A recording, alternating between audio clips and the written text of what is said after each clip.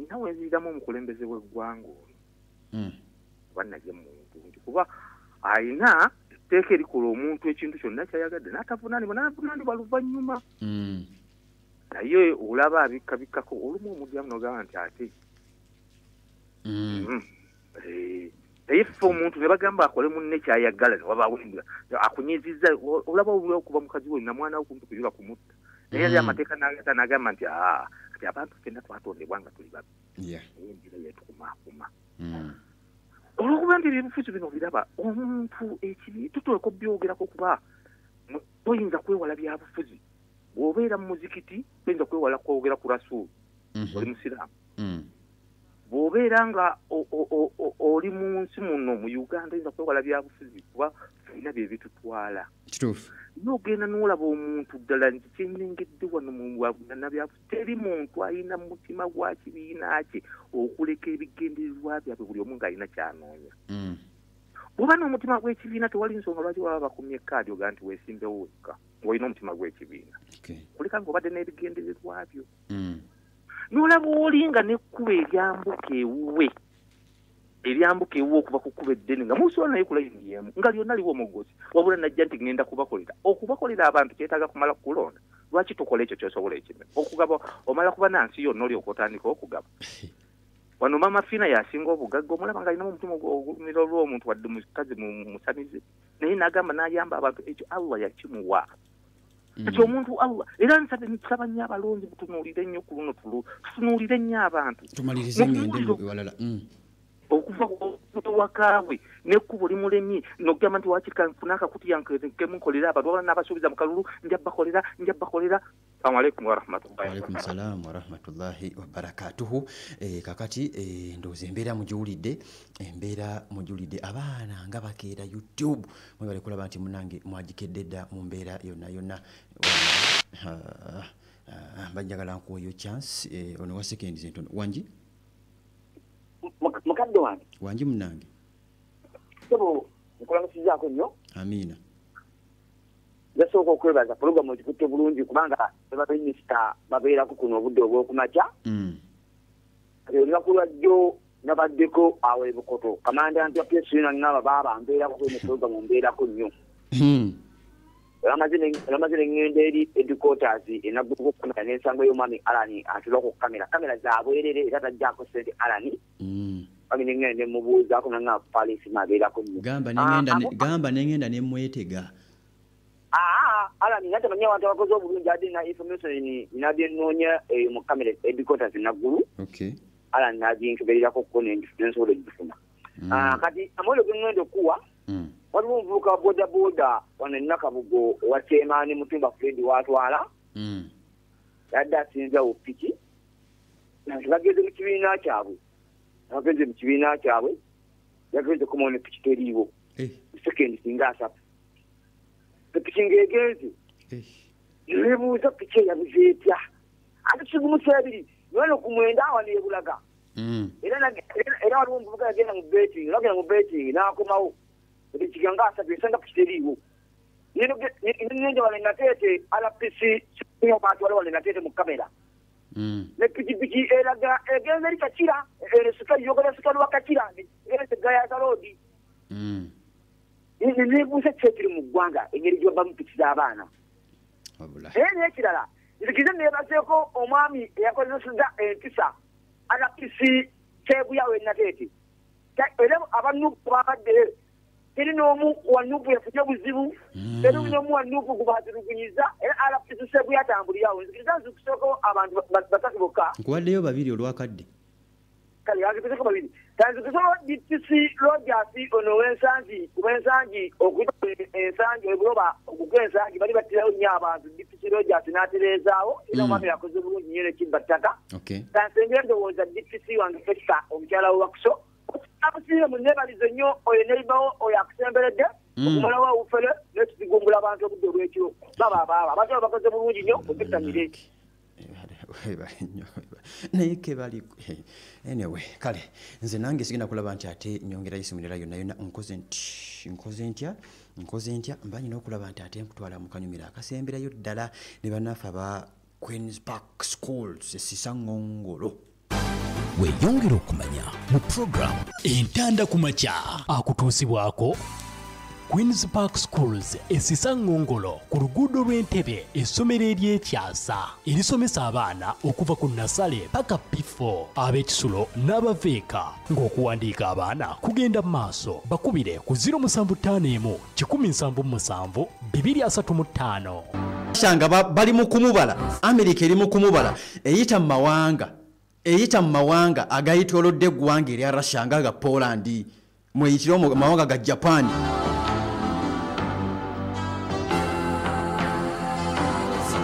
Kibakoze Russia America eri mu kulagira mpola emabbali kibali mu kulaba nti ate munanga ali ku Pale FM bakola eggwanga erya Russia babadde mu meeting eggwanga Berlin abantu b'omu Berlin abanene ababedde mu Berlin mu ggwanga erya Germany anti Germany balina obusungu ku ggwanga erya Russia Yusuf Ateta balina obusungu ku ggwanga mpuliza erya Russia yabakuba mu sematalo namba 2 n'abakuba paka n'abaza mu ggwanga lyabwe n'abaza mu kibuga kyabwe ne mu kibuga yali agenda kulaba nti abalumba y'abakube komanda okwali ne bajjajja ba Kim Jong-un owa North Korea yaliko nga balumba Germany bagikuba paka munda mu Berlin bagikuba ne bagamba cease fire mubasonyiwe mubalike kati balina obusungu obwo paka buli kugumba mu byafaayo obusungu we buli bwa byafaayo kati baleese ekiteeso ali ku Pale FM bano baleese ekiteeso bagamba basuggestinga NATO kati kino ekiteeso kye kiba kikyeyekka abaaliko n'abamuli emabega abeerako n'abamuli emabega ampuliriza abamupika ng'Abamerika nga bateesa bagamba batandike okukuba ennyonyi z'omusajja omurasha zive mu bbanga zikke ku ttaka bagamba nti bazikube aircraft ennyonyi ne zidrone ez'omusajja omu Russia eziriitira mu Ukraine bano Abajamani bagamba tuzikube omusajja ayitiriza akamanyiiro nti ali mu kumanyiira yeegazanyiza mu airspace ya NATO eri mu Ukraine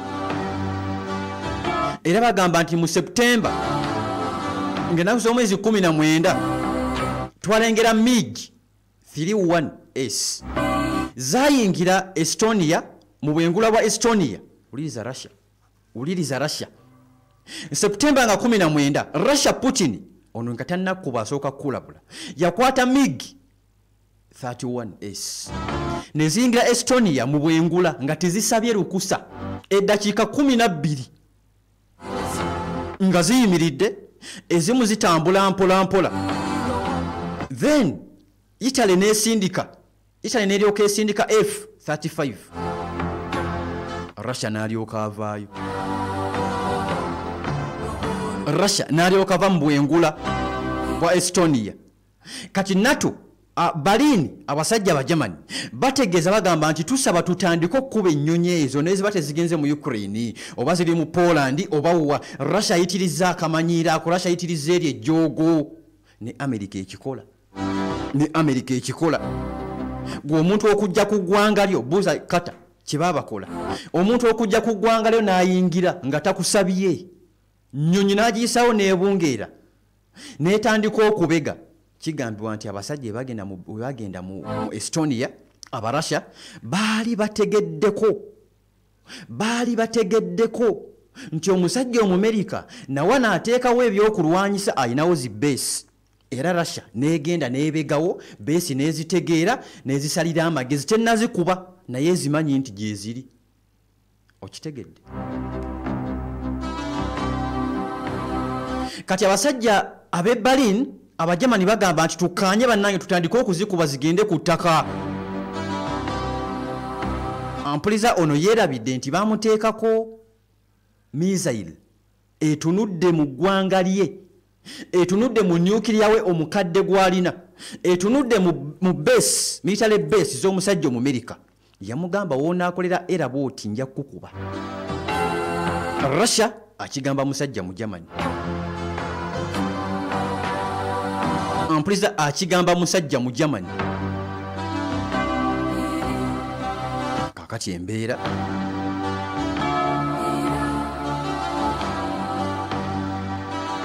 abasajja batandise okulaba nti beetegaatega baagala okubeera nga bakubirako omusajja omurasya banoonye emmandusa ekuba omusajja omurasya. Eno Trump ali mu kuzannya buzannyo bwe, azannya obuzannyo bwe obw'ekitoototo. Trump asiiga akazigo eri ng'abaana bakola. Trump akusiiga eno akazigo ng'eri abaana bakola. Oyo ye Trump kubanga eyambibwako ba European Union era naye kituufu esobola okuzza territories zaabwe. Era agamba nti anytime from now asaba agenda bakwasa mu butongole enkasi bano abasajja aba European Union bagende maaso n'okulumba basale amagezi entalo zino ziggwe ez'eggwanga erya Russia n'eggwanga erya Ukraine. Olaba Russia wakivaamu nga waliwo ekinene ekijja takivuddeemu, akivuddemu kungulu munda akyalimu era agenda supplying ebyokulwanyisa bakuba omusajja omurasya. Kino akyejjeeko nti Russia yamusuubiza okumukuba in case bamulumbye. Bino byonna tubyogera nga buli omu yepositioninga mu ngeri endala. Kati nkugamba bino byonna nga America yagala kwejja mu kino kintu naye teyina ngeri gyesobola kukivaamu. Kim Jong-un wa North Korea, ono wa North Korea agamba ndi mu final stages ez'okudevelopinga an intercontinental ballistic missile ICBM capable of striking the US mainland.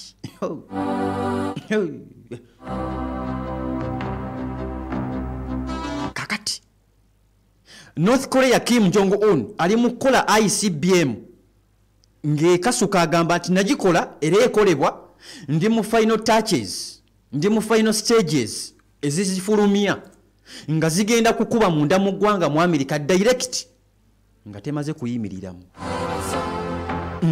kuyimiriramu. Yasooka bakubira kifaananyi nga America ewakana. Kim Jong-un abagamba nsobola okubakuba. America n'egamba ebigendo birootere eyo wajjajjaawo. Kim n'akwata satellite n'akuba ebifaananyi. N'akuba ku White House mu America n'abagamba kino ki? Si bifaananyi? Si White House yammwe nti ye kale. Era yasoomozako ku mulembe gwa Barack Obama. N'asomooza Barack Obama n'amukuba ekifaananyi ng'ali mu compound ali ku ssimu. N'abagamba kino kiki? Ati tulinze mutukakase mutukanye nti mujja tudifendinga ffe ab'e Poland tukube. We mutuddamu leero ku Lwokutaano tugenda kulumba ekiro. Tukutandika okukuba ennyonyi z'omusajja omurasya kubanga ziri mu bbanga ziyitayita tumanyi ne we ziri. Mukkirize muteke buteesi mukono ku kiwandiiko musayiningeko ffe tugenda kubalumbira Russia tugibakubire. Russia Putin ayina ebyokulwanyisa bya mirundi ebiri ng'amazima matuufu tewali abirina. Kuliko Oreshinik. Trump yatuusa akadde n'abagamba nti mukole ekyokulwanyisa ekigifaanana. Babadde wakati mu kukikola. Russia n'efulumya ekirala.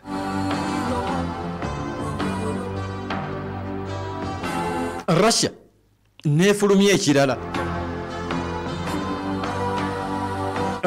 n'efulumya ali ku Palefemu ekirala.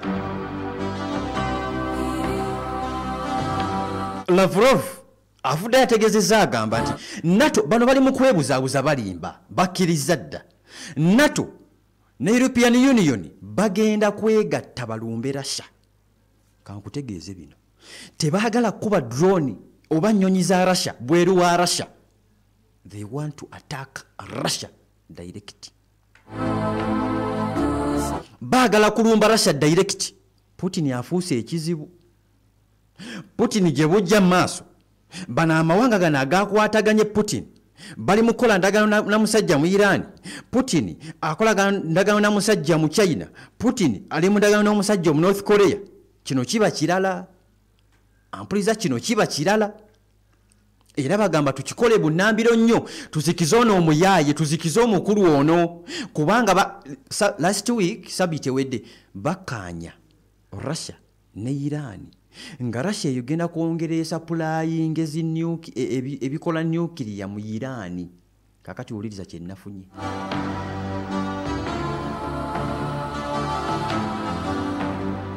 Ali ku Pal FM information jennina sawa zino bagenzo kugamba nti bongere Iran ebyokulwa ebikola nuclear. Iran ekole nuclear sites 8 abasajja bazikola dda. Abasajja bazikola dda. Omuntu okugamba nti ndi mu kuzimba kayumba eyo e Masaka abatatandika ntandika aba yagizimba dda naye nga akutegezaako butegeeza abantu gye bali. Ntandikawo ka business gye kali kabakaraninga. Bano abasajja nuclear tukizudde nti nuclear baali bamukola dda. Sites zino batandika dda okuzizimba yadde nga weewaawo zikyazimbibwa. Information board gye baatuwa last week bagamba nti bali mu kusupplyinga bakanyiza batandika okukola nuclear sites endala.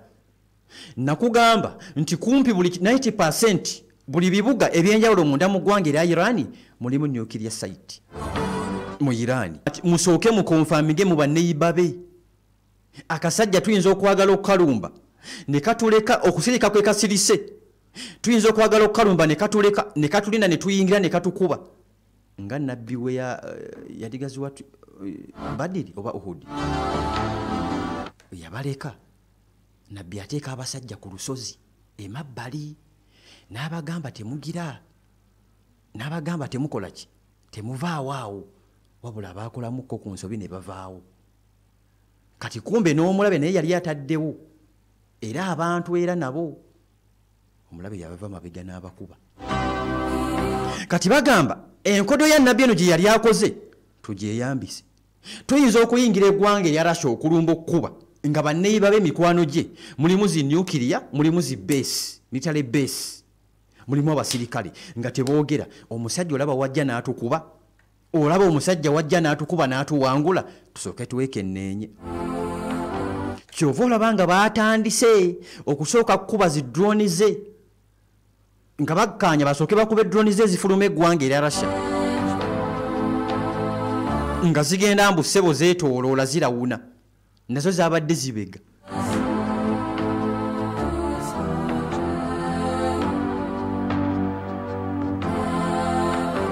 Uliriza genfuna ngenze mu Middle East. Netanyahu Benjamin Netanyahu byandibanga bigenda byonooneka. We yabaddeko ne mu UN General Assembly n'owa Iran yabaddemu Netanyahu baamuzize baamuŋŋodde ne baaniriza nnyo owa Iran n'emizira ne bamwaniriza nnyo n'emizira. Kati Netanyahu yabadde agendako mu America. In fact kati ne waba agenda tayogera na kwogera olwa security abasajja bamunoonya. Ekyokulala banne bennyini be baagala okumwefulira kubanga ku nsonga za Canada nga bakkiriza Palestine efune state Bungereza baani bonna yakutte ekkubo n'agenda mu America. Wabula we yabadde ayita bulijjo si we yayise ng'atya abasajja bajja kumulumba bamunoonye mu bwengula bamukube. Ono eŋŋenda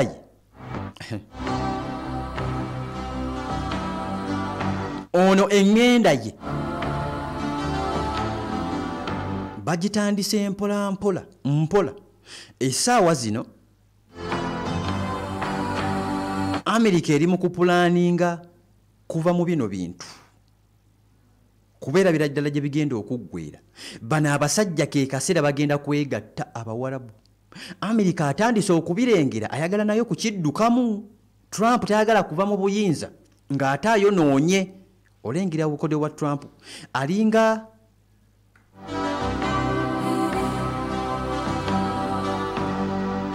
agamba nti kigenda kugwa.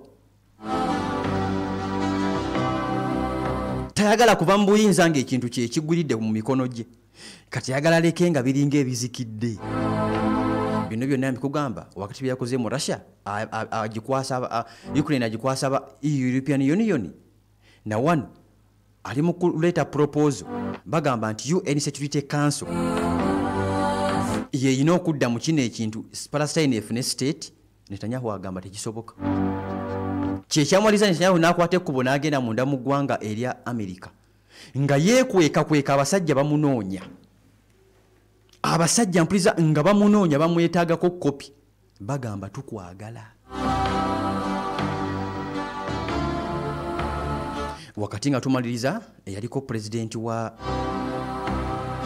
Bufaransa French Nicolas Sarkozy bamusibye emyaka 5 nga kigambibwa nti yafunanga ensimbi okuva ew'omusajja Abu Minyar al-Gaddafi eyali president ow'eggwanga erya Libya gwe baali bavuma bennyini ate ne bamuggyako be bamweggyirako. Bufaransa yaliko yayitira wansi Amerika n'ekira mu bbanga waggulu nga Amerika yaba Bufaransa information nti kati ali wano yita wano. Kakati yaliko president wa Bufaransa Nicolas emyaka 5 ng'ali mu komera. Kigambibwa nti Abu Minyar al-Gaddafi yamuwanga ensimbi. Ulire omusajja nga yali muga yawanga Bufaransa ensimbi wakati nga si kuwola wabulanga abayambeko. Kyeza Bufaransa yali wansi wa Libya nga Libya yebayambako ku nsimbi financially.